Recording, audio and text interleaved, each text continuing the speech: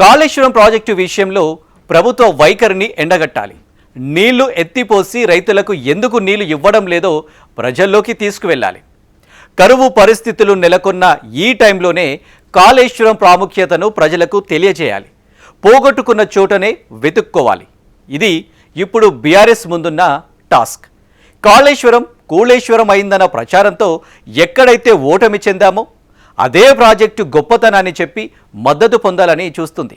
అందుకే ఈ అంశాన్ని సీరియస్గా తీసుకొని సర్కారుపై సమరం చేస్తుంది గులాబీ దళం.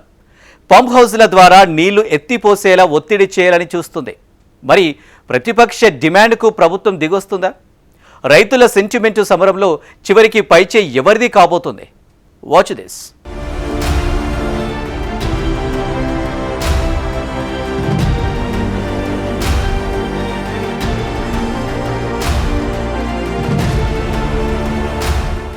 తెలంగాణ రాజకీయాలన్నీ కాళేశ్వరం ప్రాజెక్టు చుట్టే తిరుగుతున్నాయి. ప్రాజెక్టులో భాగమైన కన్నెపల్లి పంప్ హౌస్ ద్వారా నీటిని ఎత్తిపోసి రైతులకు సాగునీరు అందించాలని బీఆర్ఎస్, నీళ్లు నిల్వ చేస్తే ప్రాజెక్టు కొట్టుకుపోయే ప్రమాదం ఉందని, నీళ్లను తరలించే పరిస్థితి లేదని సీఎం రేవంత్, రైతుల పొలాల్లో నీళ్లను కాదు బీఆర్ఎస్ నేతల రక్తం పారించిన పాపం లేదని రేవంత్ గర్జిస్తే మా రక్తం ఇచ్చేందుకు రెడీ అంటున్నారు కారు పార్టీ నేతలు. బ్లడ్ ప్యాకెట్లతో రోడ్డెక్కుతున్నారు. మొత్తానికి కాళేశ్వరం అంశంతో మరోసారి తెలంగాణ రాజకీయం హీటెక్కింది.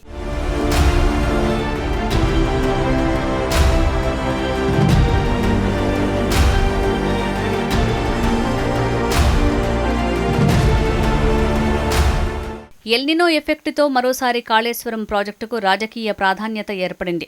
ఎక్కడ కేసీఆర్కు పేరు వస్తుందనే కుట్రబుద్ధితోనే నీళ్లు ఎత్తిపోయకుండా రైతులను ఇబ్బందులు పెడుతున్నారని, ఇది కాలం తెచ్చిపెట్టిన కరువు కాదు, కాంగ్రెస్ తెచ్చిన కరువు అని గులాబీ సైన్యం దండెత్తుతోంది.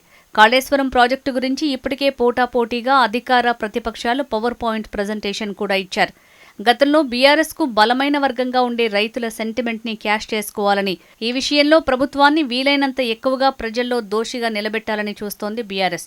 నీళ్లు ఎత్తిపోసే విషయంలో వారం రోజుల సమయం ఇస్తున్నాం, మా కేసీఆర్కు అప్పగించండి, లేదా 3 నెలలు నాకిచ్చి చూడు, నీళ్లు ఎలా పారవో చూస్తా, నీళ్లు పారకపోతే నేను రాజకీయాల నుంచి శాశ్వతంగా తప్పుకుంటా అని హరీష్ రావు సవాల్ విసరటం ద్వారా ప్రభుత్వాన్ని ఇరకాటంలో పడేసినట్టయిందని గులాబీ నేతలు భావిస్తోంటే, మీ తప్పుడు నిర్ణయాల వల్లే ప్రాజెక్టు కూలిపోయిందని అంటున్నారు ప్రభుత్వ పెద్దలు.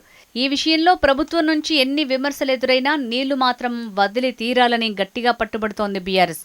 ఇలా కాళేశ్వరం విషయంలో బీఆర్ఎస్ ఇంత గట్టిగా పట్టుబట్టడానికి ప్రధాన కారణం ఉంది అంటున్నారు రాజకీయ విశ్లేషకులు. సరిగ్గా ఎన్నికలు జరిగిన 2.5 ఏళ్ల క్రితం ఏం జరిగిందో ఒకసారి గుర్తు తెచ్చుకోవాలని అంటున్నారు.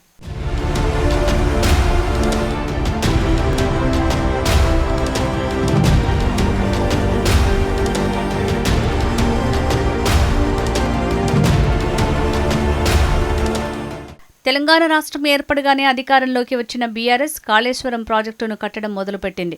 ప్రభుత్వ ప్రాధాన్యతలో ప్రథమంగా కాళేశ్వరం ప్రాజెక్టును తీసుకున్న అప్పటి ముఖ్యమంత్రి కేసీఆర్ దానిపైనే దృష్టి సారించారు. అదే నిర్మాణంలో ఉండగానే రెండోసారి అధికారంలోకి వచ్చిన కేసీఆర్ ప్రభుత్వం మూడోసారి కూడా కాళేశ్వరం ప్రాజెక్టు ద్వారానే అధికారంలోకి వస్తామని భావించారు. అందుకే ఆ ప్రాజెక్టు ద్వారా 1,00,000 ఎకరాలకు నీరు ఇవ్వబోతున్నామని, ప్రపంచంలోనే ఇంత తక్కువ సమయంలో కట్టిన ప్రాజెక్టు ఏదీ లేదని బీఆర్ఎస్ ప్రభుత్వం కాళేశ్వరం గురించి గొప్పగా చెప్పే ప్రయత్నం చేసింది.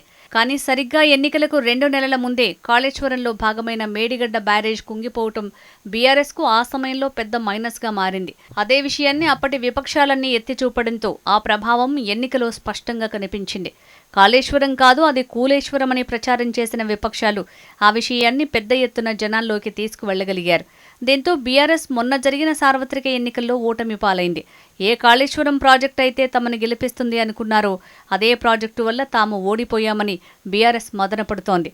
అయితే బీఆర్ఎస్ మొదటి నుంచి చెప్తున్న దాని ప్రకారం రాష్ట్రంలో తీవ్ర వర్షాభావ పరిస్థితులు ఏర్పడినప్పుడు గానీ, ఎల్నినో ఎఫెక్ట్ వచ్చినప్పుడు గానీ ఈ కాళేశ్వరం విలువ తెలుస్తుందని చెప్పుకొస్తున్నారు.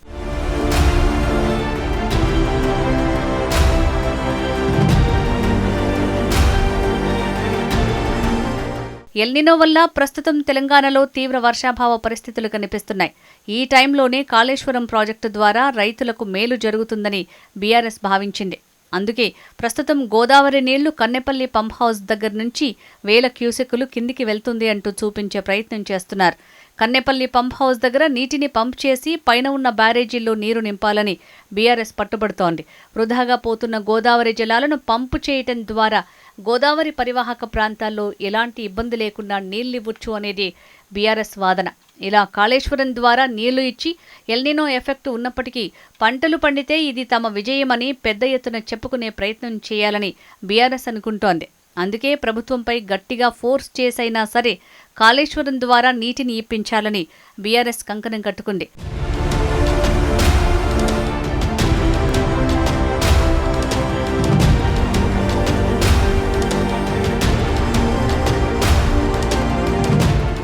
ఈ నేపథ్యంలోనే ముఖ్యమంత్రి రేవంత్ రెడ్డి కాళేశ్వరంపై విమర్శలు చేస్తున్న ఈ టైంలో బీఆర్ఎస్ నేతలు దానికి పవర్ పాయింట్ ప్రజెంటేషన్ ద్వారా ప్రజలకు వివరించే ప్రయత్నం చేస్తున్నారు. తమ మాట వినకున్నా సరే రిటైర్డ్ ఇంజనీర్ల మాటైనా వినాలంటూ వారు విడుదల చేసిన పత్రికా ప్రకటనను ప్రభుత్వానికి చూపిస్తున్నారు. ఇక ప్రభుత్వం కావాలనే కాళేశ్వరం ద్వారా నీళ్లు ఇవ్వటం లేదని, క్రెడిట్ కేసీఆర్కు దక్కుతుందని, ఈ ప్రభుత్వం ఆ పంపులను ఆన్ చేయటం లేదని గట్టిగా వాదిస్తున్నారు టీఆర్ఎస్ నేతలు. ఏ కాళేశ్వరం ప్రాజెక్టు కుంగిపోయిందనే వార్తల ద్వారా తాము అధికారాన్ని కోల్పోయామో అదే ప్రాజెక్టు ద్వారా వర్షాభావ పరిస్థితులు, ఎల్నినో ఎఫెక్టులో కూడా తెలంగాణ రైతులకు నీళ్లు ఇవ్వగలిగామని చెప్పటం ద్వారా మళ్లీ తమకు కలిసొస్తుందని బీఆర్ఎస్ అనుకుంటోంది. అందుకే ఎక్కడ పోగొట్టుకున్నామో అక్కడే వెతుక్కుంటామని బీఆర్ఎస్ నేతలు ఈ విషయాన్ని గట్టిగా పట్టుకున్నారట.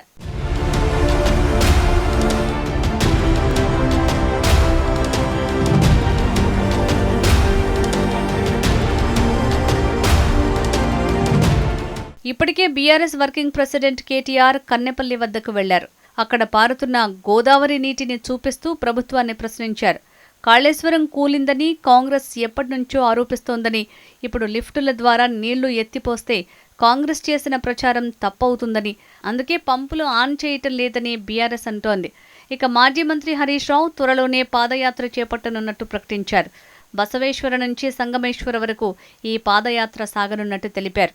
ఆగిపోయిన ఎత్తిపోతల ప్రాజెక్టుల పూర్తి, రైతుల సమస్యల పరిష్కారమే లక్ష్యంగా ఈ పాదయాత్ర సాగుతుందని పేర్కొన్నారు. ప్రాజెక్టు బాట పట్టడంతో రైతుల్లో ఆదరణ పెరుగుతోందని గులాబీ దళం భావిస్తోంది. చూడాలి మరి ప్రాజెక్టుల ఫైట్ బీఆర్ఎస్కి ఏ విధంగా కలిసొస్తుందో.